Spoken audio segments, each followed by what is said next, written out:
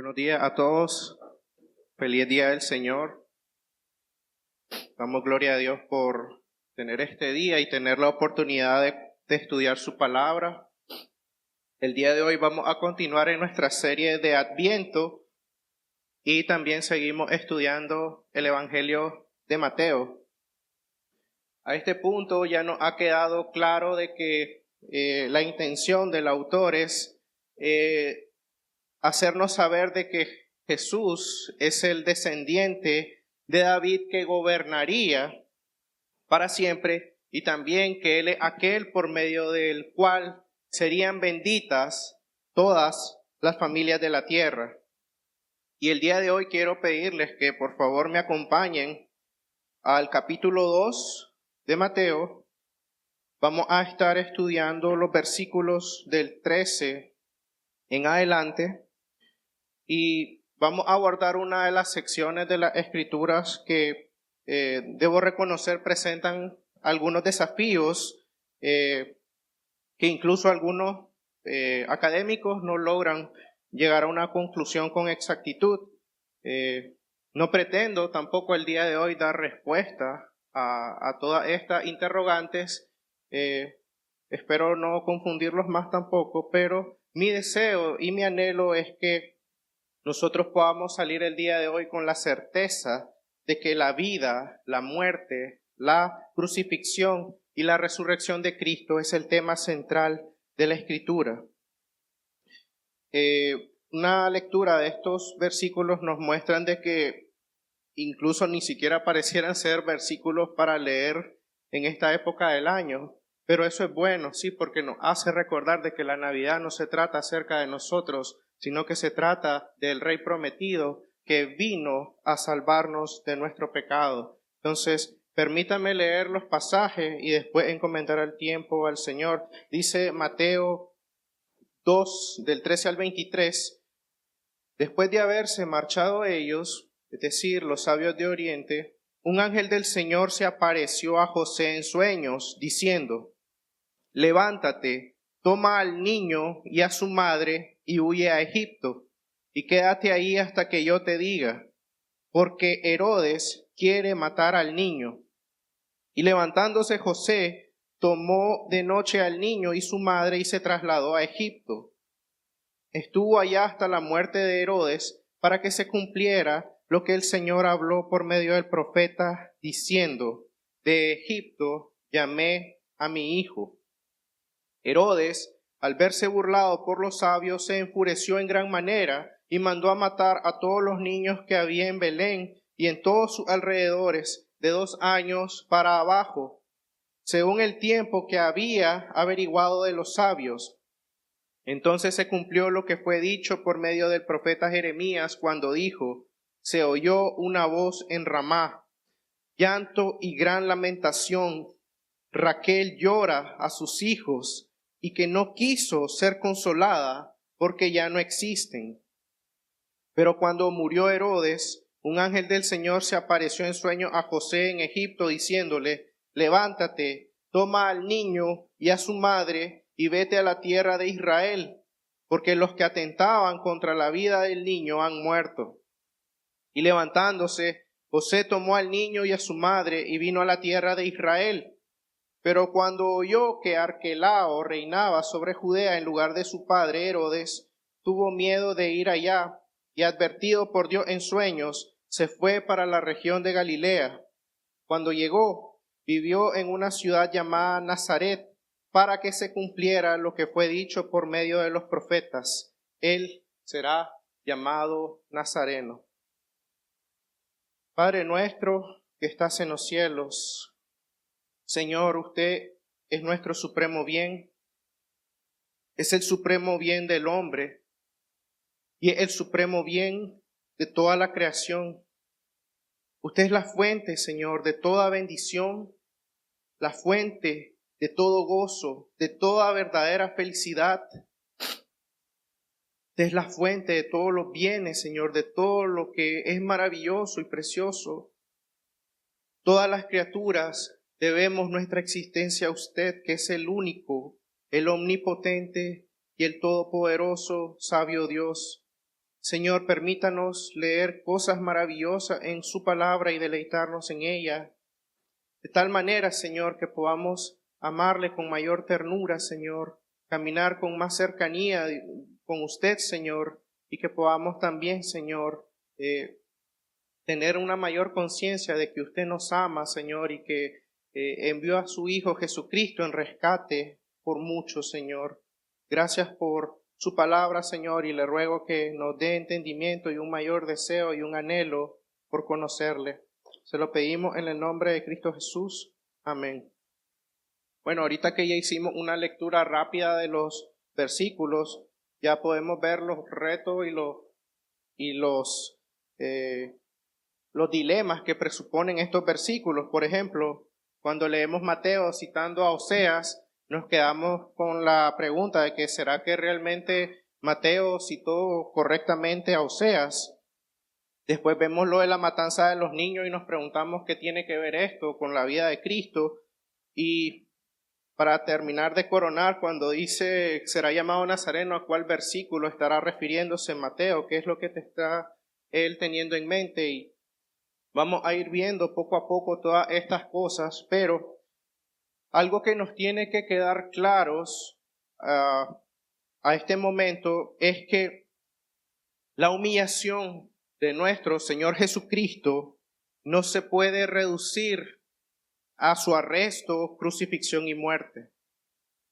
La humillación de nuestro Señor Jesús no la podemos reducir solamente el día que fue arrestado y el día que fue crucificado.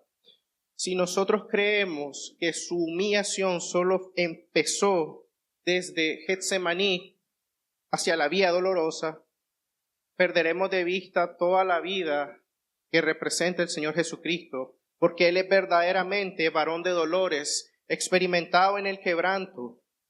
Su vida fue de humillación aún antes de su nacimiento y que obviamente también tuvo su clímax en la muerte en la cruz. De hecho, el Catecismo de Westminster en la pregunta 27, hablando sobre la humillación de Cristo, ¿en qué consistió? Dice, la humillación de Cristo consistió en haber nacido y en una baja condición, sujeto a la ley, sufriendo las miserias de esta vida. Vemos el mero hecho de que el Señor Jesús toma un cuerpo como el nuestro, sin pecado, ya empieza su humillación. El mero hecho de que Él decide rebajarse al nivel de su creación muestra el nivel de la humillación de nuestro Señor. Dice que es sujeto a la ley, pero también sujeto a las miserias de esta vida. Recordemos que Él está habitando un mundo que Él ya ha maldecido a causa del pecado de Adán. Y este mismo Dios que tomó un cuerpo y habitó entre nosotros, que vino a estar en medio de su pueblo, no estuvo exento de las miserias de esta vida, no estuvo exento de padecer hambre, no estuvo exento de ver la muerte de cerca, no estuvo exento de ver el dolor y el sufrimiento de los demás. En este mundo caído, el que Él vino a habitar entre nosotros. Dice así también la ira de Dios y la muerte maldita en la cruz, en haber sido sepultado y en haber permanecido bajo el dominio de la muerte por algún tiempo. Entonces, a este momento de la trama redentora, podemos decir que la vida del Señor Jesús, aún desde antes de su nacimiento, aún desde el vientre de su madre María, ha sido bastante tumultuosa.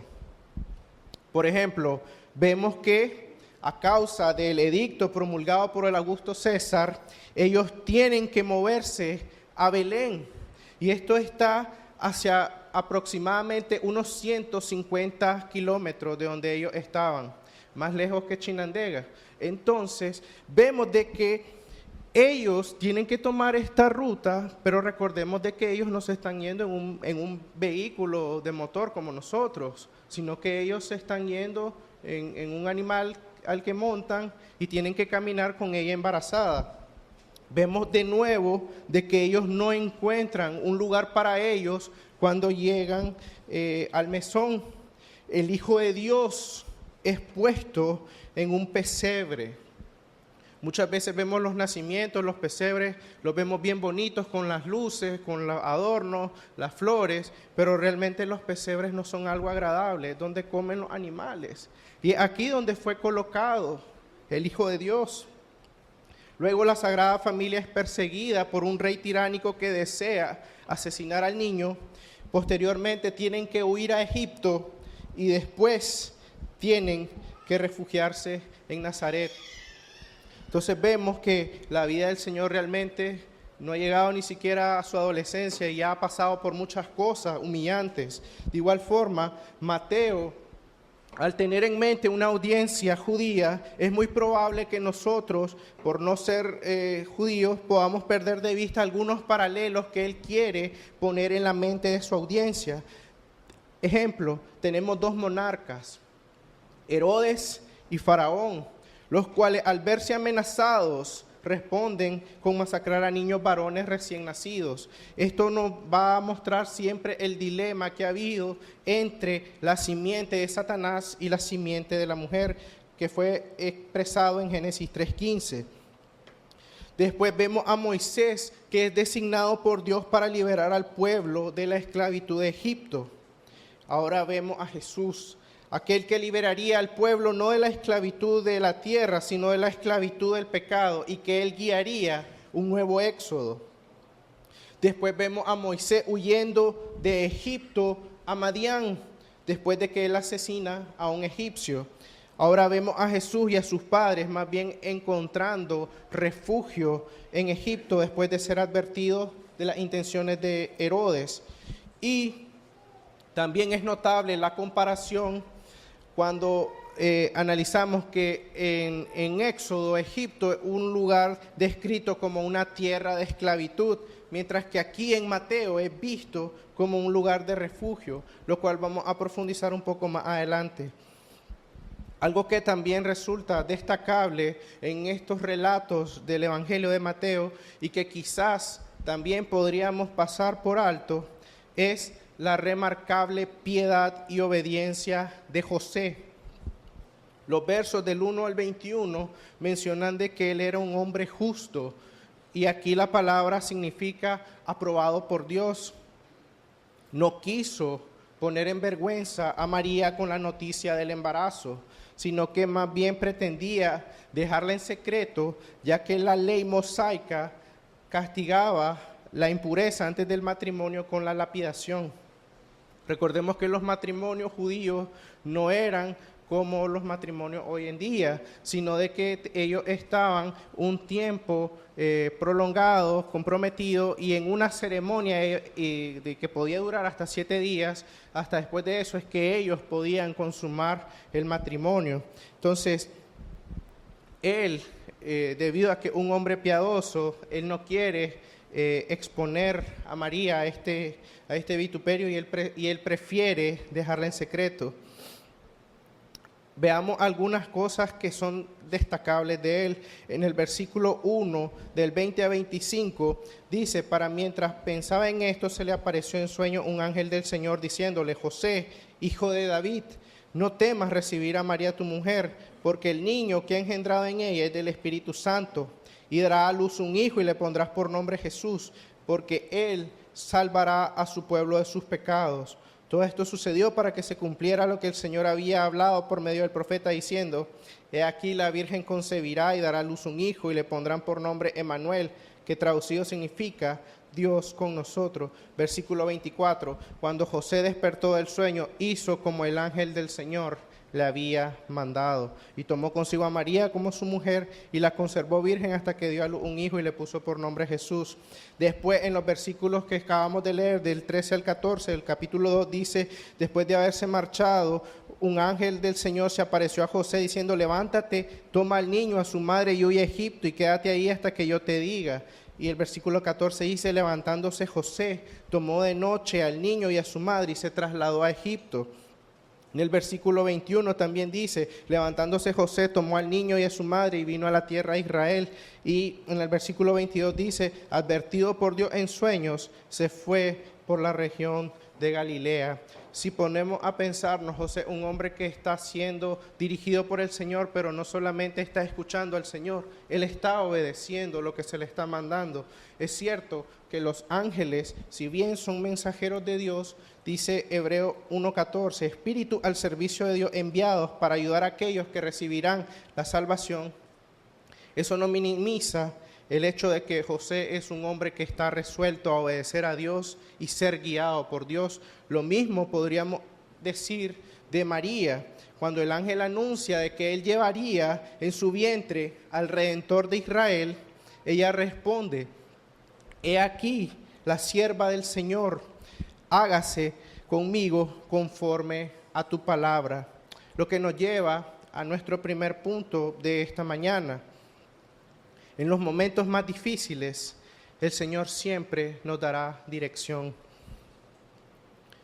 Noten qué precioso, el Señor nunca nos ha dejado a nuestra suerte. El Señor no es como Faraón. ¿Se acuerdan en Éxodo cuando Faraón le exige al pueblo de que ellos sigan construyendo los ladrillos y que vean cómo van a hacer para ir a conseguir los materiales sin que bajen la productividad? El faraón les está diciendo: a mí no me importa cómo van a hacer, pero resuelvan, sean productivos y hagan lo que yo les ordene. Y a veces nosotros pensamos que Dios es como Faraón, tristemente. Pensamos que Dios es como ese profesor que nos hace una pregunta que solo Él sabe la respuesta. O pensamos que si nosotros seguimos abriendo un candado, intentando con esta llave, con aquella llave, con esta otra llave, tal vez Dios pueda hacer algo. Pero la Biblia dice que Dios no es así. Él nos encuentra en nuestro dolor y sufrimiento y nos dice: yo soy el Señor tu Dios, no temas. Es evidente de que el Señor ya no se comunica audiblemente con nosotros, pero sí lo hace por medio de su palabra escrita, lo hace por medio de la predicación de cada domingo y también lo hace por medio del consejo de otros creyentes. Muchas veces simplemente no queremos prestar atención porque sabemos que eso creará un conflicto con nuestros propios intereses. Nosotros leemos la palabra de Dios, pero recordemos también que ella nos lee a nosotros, discierne los pensamientos y las intenciones de nuestros corazones, de manera que quedamos expuestos ante aquel a quien debemos rendir cuentas, como dice Hebreos 4. Entonces, ¿cuál es tu actitud al momento de recibir la palabra de Dios? ¿Eres capaz de decir: hágase conforme a tu palabra? O más bien tu respuesta es: venga mi reino y hágase mi voluntad. ¿Eres rápido en poner en práctica la palabra o simplemente eres un oidor? ¿Se acuerdan de los escribas que estudiábamos la semana pasada? Ellos sabían de las profecías, pero no obedecieron. Imagínense, están llegando unos hombres que recorrieron un montón de kilómetros, de varios meses de viaje, para decirles que ya nació el Mesías, y a ellos les da igual que ya nació, sabiendo dónde estaba.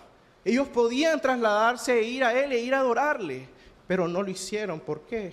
Porque no les interesaba, porque no amaban al Señor, no eran verdaderos adoradores.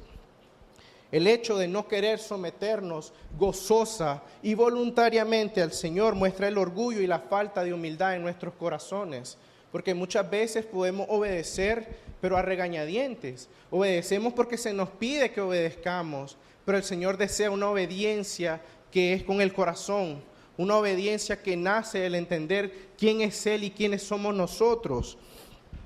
Aún es más remarcable el ejemplo de nuestro Señor, quien dijo: no se haga mi voluntad, sino la tuya, Señor. Y nosotros a veces luchamos con la voluntad de Dios, a veces luchamos con querer imponer nuestra voluntad. Se nos olvida el ejemplo del Hijo de Dios que vino a hacer la voluntad del Padre. Ahora bien, retomando los pasajes del día de hoy, podemos dividirlo en 3 secciones. La huida a Egipto, la matanza de los bebés y el regreso a Nazaret. En los versículos 13 al 15, que es donde nosotros retomamos lo que estuvimos estudiando la semana pasada, Luego de que los sabios de Oriente fueron advertidos por Dios de que no volvieran a Herodes, sino que se fueran por otro camino, un ángel del Señor le advierte a José que tome al niño y su madre y huyan a Egipto. Y aquí es necesario considerar por qué huir a Egipto. ¿Por qué? ¿No es acaso Egipto casa de servidumbre? ¿No es acaso Egipto, según Deuteronomio, horno de hierro? ¿Por qué regresar a Egipto si es un lugar de esclavitud y de servidumbre? Hay algunas razones, siendo ellas primero que Egipto se encontraba fuera de la jurisdicción de Herodes, por lo tanto las tropas no podrían atraparlos. Número 2, la cercanía que había de Belén a Egipto. Número 3, la presencia de comunidades judías en Egipto, lo cual probablemente le permitiría poder adaptarse con gente de la misma cultura, la misma raza. E históricamente también Egipto es asociado como un lugar de refugio. En Génesis 12:10, si me acompañan, después de que Dios le llama a Abraham que salga de Ur de los Caldeos, dice en Génesis 12:10, y hubo hambre en la tierra, y descendió Abraham a Egipto para morar allá, porque era grande el hambre en la tierra. Lo mismo pasa de nuevo con José en Génesis 41, del 50 al 57. ¿Se acuerdan de que José revela de que habrán 7 años buenos de producción y después van a haber 7 años en los que van a pasar por mucha hambre? Y es durante ese contexto en el que se le ocurre al patriarca mandar a sus hijos a que ellos vayan a Egipto a comprar alimento. Entonces vemos que también en la Escritura se ha descrito Egipto como un lugar de refugio. Pero creo que hay otra razón por la cual ellos deciden huir a Egipto y cobra sentido cuando nosotros entendemos la narrativa bíblica. Cabe la pena preguntarnos qué quiere enseñarnos Mateo al citar al profeta Oseas en esta sección del Evangelio. Y levantándose, José tomó de noche al niño y a su madre y se trasladó a Egipto. Estuvo allá hasta la muerte de Herodes, para que se cumpliera lo que el Señor habló por medio del profeta diciendo: de Egipto llamé a mi hijo. El uso de Mateo de Oseas es uno de los textos más difíciles. A primera vista pareciera que hay al menos 3 problemas. Número 1, el verso en Oseas es una reflexión histórica, pero Mateo lo está dirigiendo como una profecía cumplida. Número 2, lo que Oseas atribuye a la nación de Israel, Mateo lo está aplicando a un individuo, en este caso el Señor Jesucristo.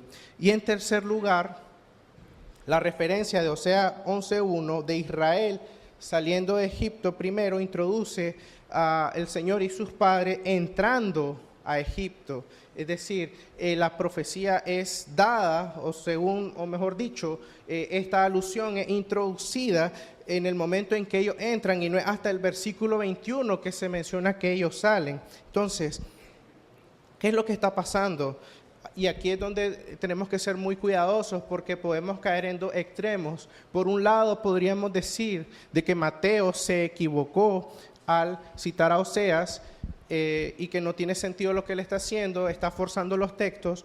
Y por otro lado, podríamos caer en decir, bueno, ahí está y hay que creerlos, y no darnos a la labor, no darnos a la tarea de estudiar, de luchar con los textos para querer entender qué es lo que el autor quiere transmitirnos.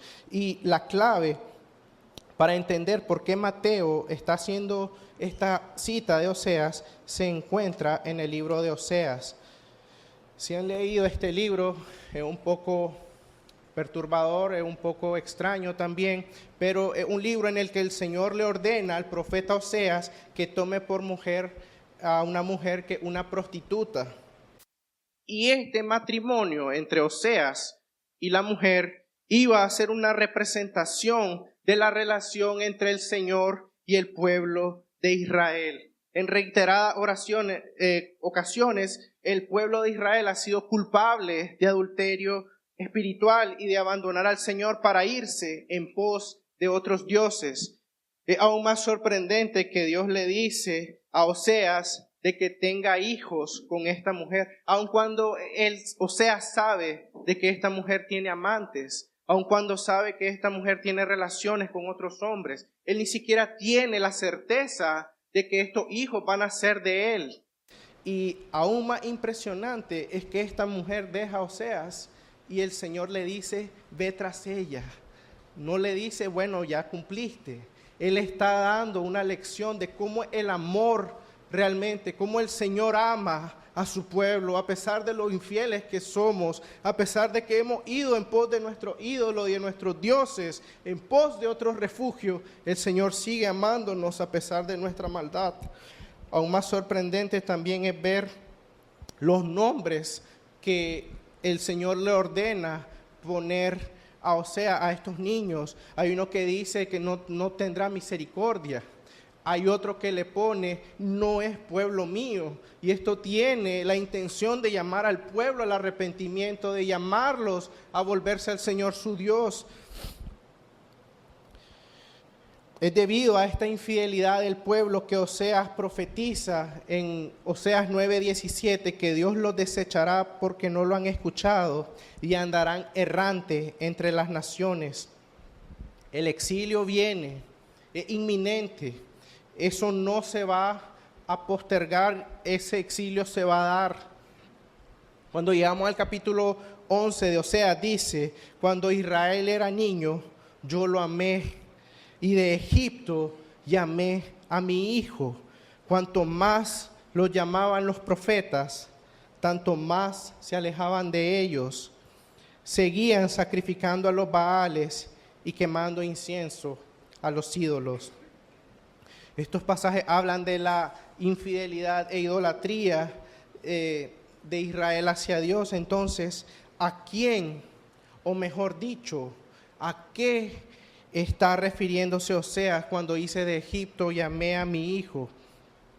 El problema no está en que hemos malentendido a Mateo, el problema está en que hemos malinterpretado a Oseas. Si creemos que la Biblia es la palabra de Dios, entonces podemos tener la certeza de que no va a tener errores, de que toda la palabra es útil para enseñar, redarguir, corregir e instruir en justicia, pero también es la palabra del Dios Todopoderoso que no tiene errores. Cuando encontramos algo que no nos hace sentido, el problema está en nosotros, no en la palabra, porque nosotros tenemos mentes finitas, mentes que han sido atrofiadas a causa del pecado. Entonces, es por esta razón que es muy fácil decir, bueno, aquí Oseas simplemente se equivocó o simplemente forcemos el texto, pues. Pero lo que Dios quiere es que nosotros profundicemos y nos deleitemos en conocer más y en entrar en la mente de los autores bíblicos. O sea, está haciendo una alusión al éxodo de Egipto y no una profecía. Es decir, él está haciendo referencia al acto redentor de Dios que tomó lugar en el pasado cuando él liberó a su pueblo de la tierra de Egipto. Estos pasajes también nos proveen un patrón histórico de la preservación amorosa de Dios hacia su hijo Israel, liberándolos de la ira de Faraón.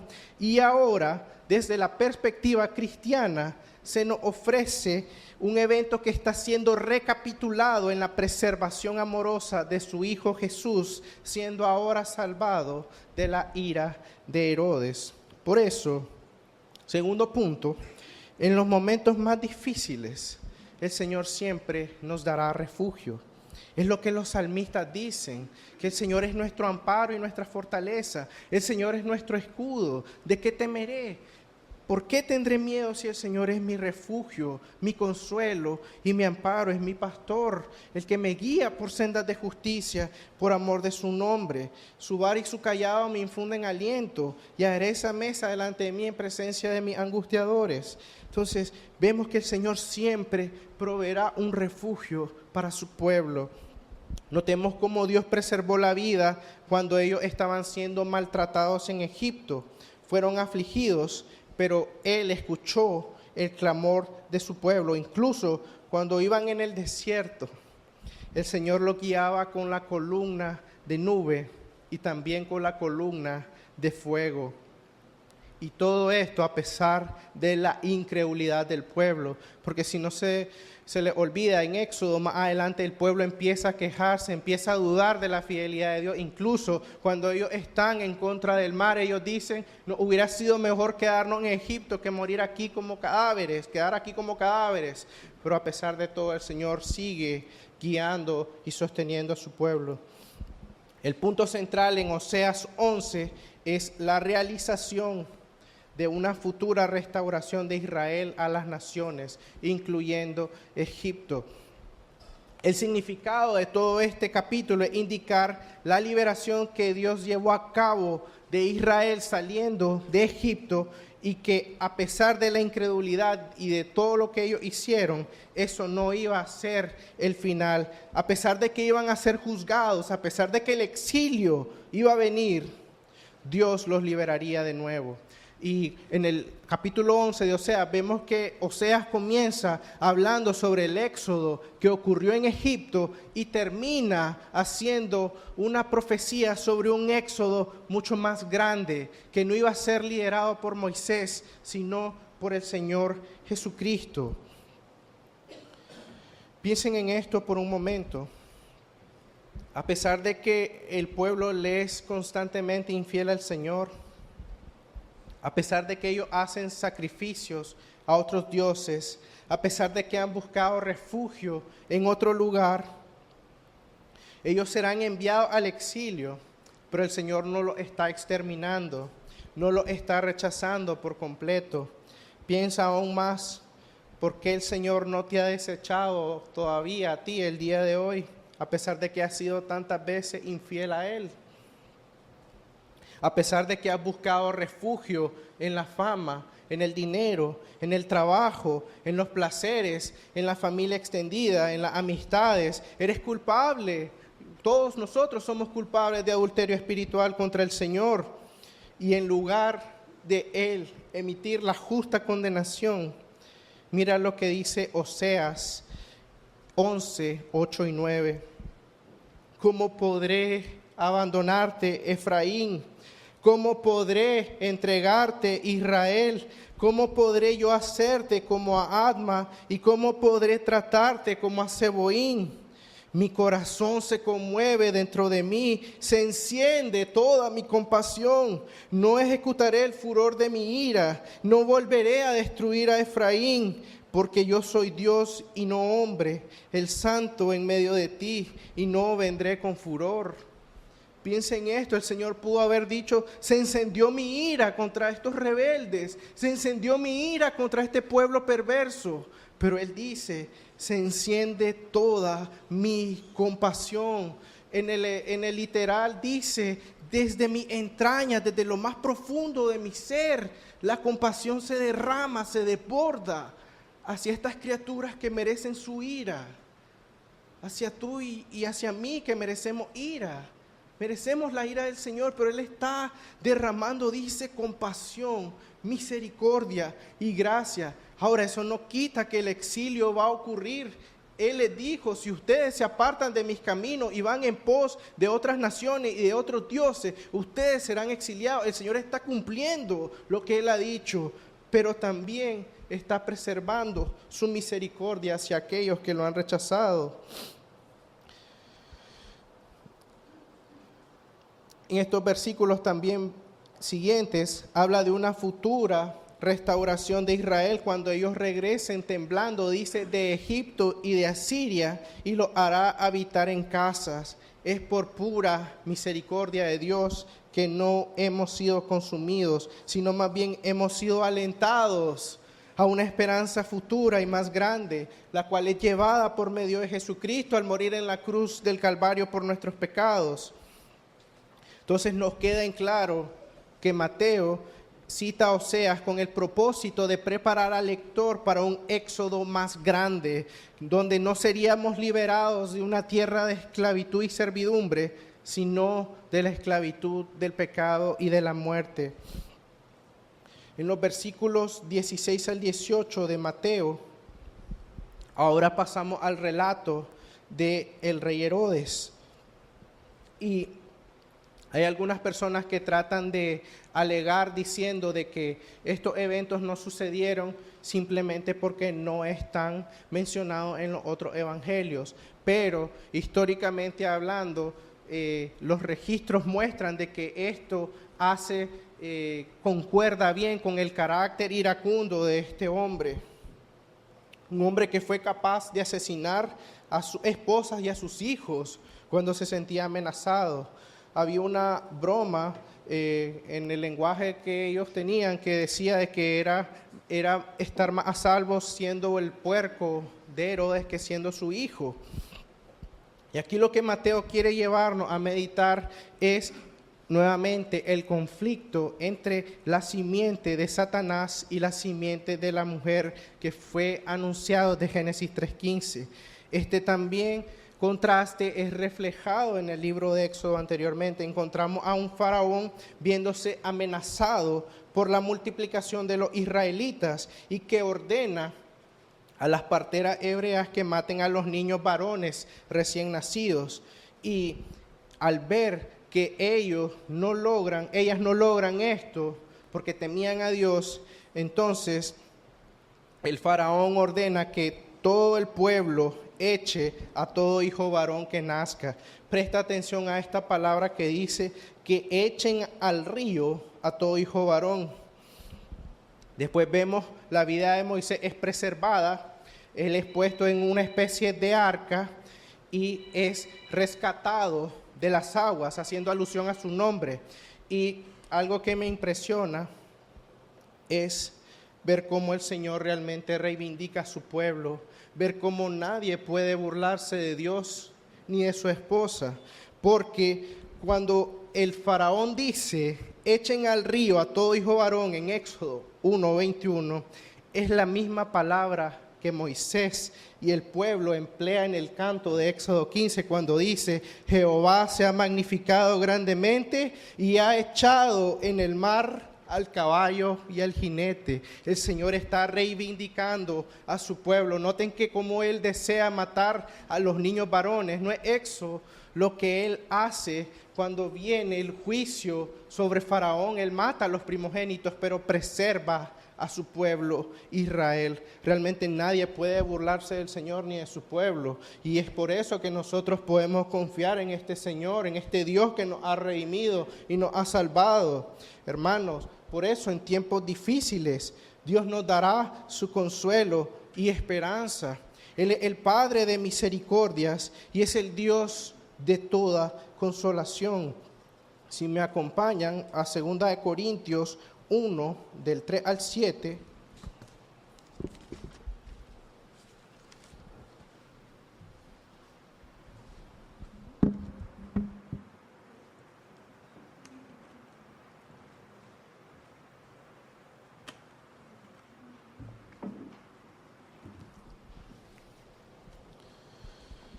Bendito sea el Dios y Padre de nuestro Señor Jesucristo, Padre de misericordias y Dios de toda consolación, el cual nos consuela en nuestras tribulaciones, para que nosotros podamos consolar a los que están en cualquier tribulación, por medio de la consolación con que nosotros mismos somos consolados por Dios. Porque de la manera que abundan en nosotros los padecimientos de Cristo, así abunda también por medio de Cristo nuestra consolación. Ahora bien, si somos atribulados es para vuestra consolación y salvación, o si somos consolados es para vuestra consolación y salvación, la cual se va efectuando al soportar los mismos padecimientos que nosotros también padecemos. Y nuestra esperanza respecto de vosotros es firme, pues sabemos que así como sois compañeros en los sufrimientos, también lo sois en la consolación. Y aquí es donde entramos a la parte de la matanza de los bebés y nos preguntamos por qué Mateo cita Jeremías 31:15 en este relato. ¿Cuál es el propósito de él de hacer esta comparativa? Y la respuesta es la misma que encontramos con Oseas. Cuando leemos Jeremías 31, vemos que el capítulo habla de días futuros acerca del nuevo pacto de Dios con Israel. Cuando Él los restaure a su tierra, cuando Él perdone sus pecados y los bendiga con paz y prosperidad.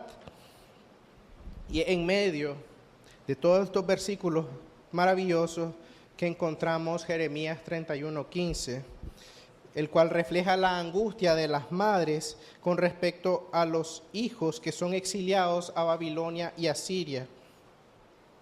De nuevo, estos textos no son predictivos, pero para la audiencia original, el paralelo con las madres que perdieron a los bebés a manos de Herodes es algo que está divinamente intencionado. En el Antiguo Testamento, las profecías que tenían que ver con Ramá, usualmente evocaban a un desastre. Isaías 10:29, Oseas 5:8, pareciera que un lugar triste para habitar, un lugar de desolación y de tristeza por excelencia.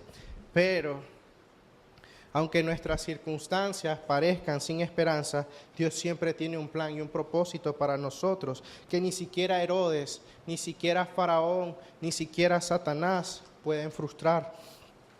Es muy probable que Mateo también tuviese la intención de que su audiencia pudiera hacer una conexión con Jeremías 31:16, donde el Señor le dice inmediatamente a estas madres de Israel que repriman su llanto, porque su trabajo será recompensado y sus hijos un día volverían del exilio. Además, el hecho de que narra que Jesús y sus padres van a Egipto, pero regresan, está ligado al cumplimiento del retorno de los exiliados en el pasado. Más adelante encontramos los pasajes donde Jeremías indica que Dios iniciaría un nuevo pacto con la casa de Israel. Entonces vemos que Dios está interviniendo siempre. Él no está minimizando el sufrimiento de estas mujeres. Él no está negando tampoco que el exilio va a ser pospuesto. Él está diciendo, sí va a pasar, sí es algo que es de lamentación, pero no lloren. ¿Por qué? Porque yo los voy a restaurar por medio de un nuevo pacto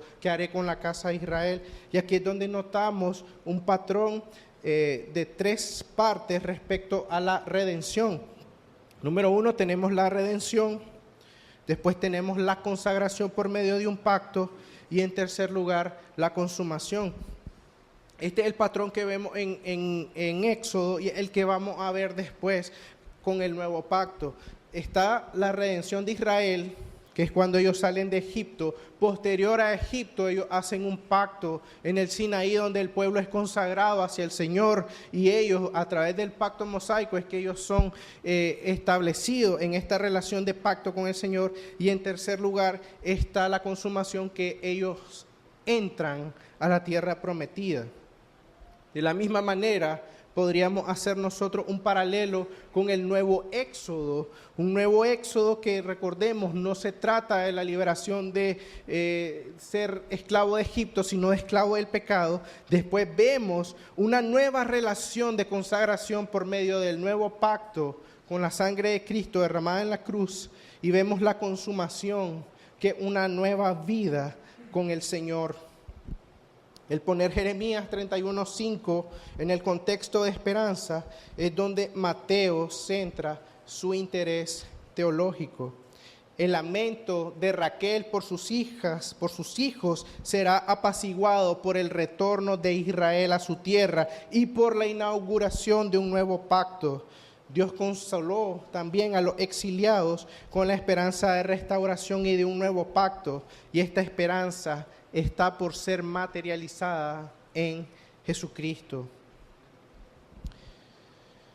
Ya en los últimos versículos del capítulo 2 de Mateo leemos sobre el regreso del Señor a Nazaret y queda todavía una reverencia por revisar, que es el versículo 23, donde dice que sería llamado Nazareno.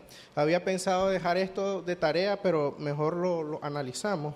Dice, encontramos nosotros algunos retos porque no hay una profecía específica que diga será llamado Nazareno. Y ahí donde nuevamente encontramos un obstáculo, por así decirlo, porque podríamos decir, y entonces, ¿por qué Mateo está citando algo que los profetas, no hay ningún profeta que podamos decir, dijo que él sería llamado Nazareno? Y aquí hay tres posturas o hay tres maneras de abordar este pasaje. Número uno, podría ser que Mateo está aludiendo al voto nazareo, igual que tenía Juan el Bautista, y lo está aplicando a Cristo. De estas opciones creo que esta es la menos adecuada para acercarnos al texto, porque el voto nazareo involucraba, ¿se acuerdan Sansón que no podía beber bebidas fermentadas, no podía tomar vino? Sin embargo, el Señor Jesús dice en Mateo 11, 18 al 19, cuando hace la comparación entre él y Juan el Bautista, a su audiencia les dice, ustedes ven a Juan, él no come ni bebe y tiene demonio. Y el Hijo del Hombre come y bebe y ustedes dicen que es un glotón, un bebedor de vino, amigo de pecadores y de publicanos. Ustedes no se les hay el acomodo. O sea, porque uno hace esto está mal, no lo hace está bien mal para ustedes. Entonces, pero él está diciendo de que él sí convirtió el agua en vino, o sea, sí hizo estas cosas. Entonces, eso contradeciría lo del voto nazareo. Las otras dos opciones que nos quedan es que Mateo está haciendo un juego de palabras de nazareno con la palabra hebrea neser, que significa un retoño, una rama, que es lo que encontramos en Isaías 11, un vástago. Y la otra opción también es que Mateo podría estar usando el término nazareno como una connotación peyorativa. Si se recuerdan, en Juan 1:46, Natanael hace la pregunta, y es que algo bueno puede salir de Nazaret. Esto identificaría a Cristo como el siervo sufriente de Isaías 53, aquel que sería despreciado y desechado entre los hombres. Y vean qué interesante, cuando nosotros hacemos una lectura de Isaías 11:1 e Isaías 53:2, dice Isaías 1, entonces un retoño brotará del tronco de Isaí y un vástago dará fruto de sus raíces. Después en Isaías 53:2 dice, creció delante de él como un renuevo tierno, como raíz de tierra seca. No tiene aspecto hermoso ni majestad para que lo miremos, ni apariencia para que lo deseemos. Ambos versículos hacen referencia a un retoño, a un vástago. Y ahí, hermanos, donde debemos recordar siempre de que Dios nos ha dado a su Hijo. Él nos ha dado el siervo sufriente que se vistió de fragilidad por nosotros y para darnos esperanza. Dice un autor, el infinito se volvió finito, el eterno y supratemporal entró en el tiempo y se sometió a sus condiciones. El inmutable se volvió mutable, el invisible visible, el creador se volvió criatura, el sustentador se volvió dependiente, el todopoderoso se hizo débil. Todo es resumido en la frase, Dios se hizo hombre. Cuando nosotros también hacemos una lectura de los versículos finales de Isaías 10, nos habla sobre que vendrá la destrucción de los grandes árboles de Judea, y a lo que nos quiere hacer alusión es este lenguaje, ¿no? De troncos, de árboles grandes, árboles frondosos, árboles fuertes. En teoría, aquellos que eran considerados los fuertes de la sociedad, aquellos que eran los líderes, los ricos. De igual manera vemos la procedencia de este vástago, ¿no? Es del tronco de Isaí. Muy posiblemente, como menciona Calvino, el uso de Isaí es intencional.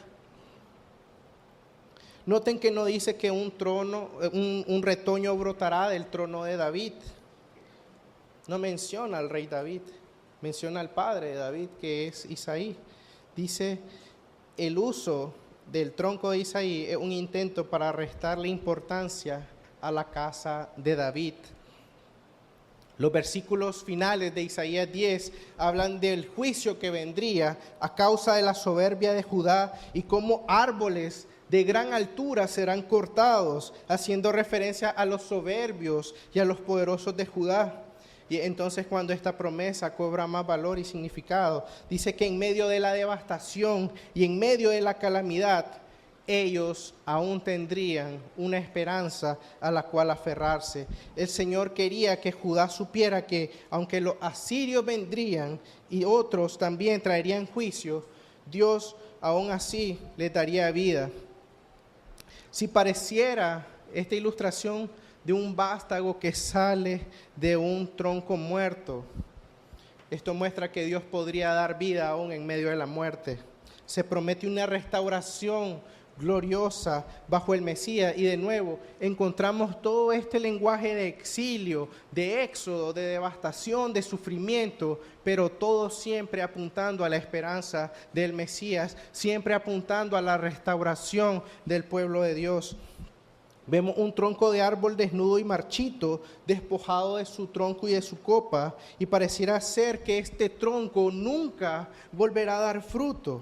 Pero dice, un pequeño brote sale de la raíz de ese tronco seco, que es una dinastía davídica. Debido a su fealdad y miseria, no lleva el nombre de David su padre, sino que cuando nació Cristo no había nada real en esa dinastía, pero un nuevo vástago brotó de ese tallo. Dice un autor, la salvación vendría no de la pompa y de la gloria de una casa real, más bien vendría de la promesa de uno que de una familia campesina crearía una casa real. Y esto lo vemos en toda la vida de nuestro Señor Jesucristo. El Hijo de Dios puesto en un pesebre, el Hijo de Dios entrando en su entrada triunfal a Jerusalén en un burro, no entrando con caballos, con jinete, en una gran caravana. Vemos la humildad del Señor Jesucristo, vemos su humillación durante toda su vida.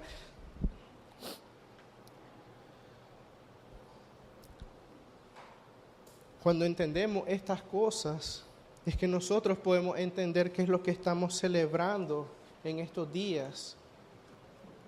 No se trata de la pompa, no se trata de los lujos, no se trata de las luces, no se trata del dinero, de las comidas, se trata acerca del Señor Jesucristo. Y a la luz de la humildad, de la humillación, de la vergüenza que Cristo cargó en nuestro lugar, es que quisiera ir terminando con las palabras del teólogo Herman Bavinck. Dice, el espiritual y eterno se vistió a sí mismo en la forma del natural y temporal. Dios mismo, Elohim, creador de los cielos y la tierra, como Yahweh, Dios del pacto, descendió al nivel de las criaturas, entró en la historia y asumió un lenguaje, forma y emociones humanas para comunicarse él mismo con todas sus bendiciones espirituales a los humanos, y de esa manera prepararse para su encarnación, su permanente y eterna morada en la humanidad. Como aplicación, Jesús es Emmanuel, es Dios con nosotros, que se vistió de debilidad para darnos esperanza. Y es interesante cuando escuchamos el himno, yo no me había puesto a pensar en el himno que dice, oh ven Emmanuel, pero resuenan tanto las palabras de lo que Mateo está queriendo comunicar, porque él dice, oh ven Emmanuel, de la maldad rescata a Israel. Y es mejor la traducción literal del inglés, porque dice, redime al cautivo Israel. Después dice que llora en tristeza, desolación, pero en la versión original dice, aquellos que lloran solos en el exilio y esperan ansiosos su liberación. En el literal dice, la venida del Hijo de Dios. Entonces, realmente vemos que estos pasajes no parecieran que nos hablan del Adviento, pero sí nos habla. ¿Por qué? Porque toda la Escritura apunta hacia la obra del Señor Jesucristo. Alégrate, oh Israel, vendrá. Ya viene Emmanuel, oh ven tu aurora celestial, alúmbranos con tu verdad, disipa toda oscuridad y danos días de solaz. Oh ven glorioso Rey de Sión, y ten tu trono en cada corazón. Rescátanos de la maldad y enséñanos tu santa voluntad.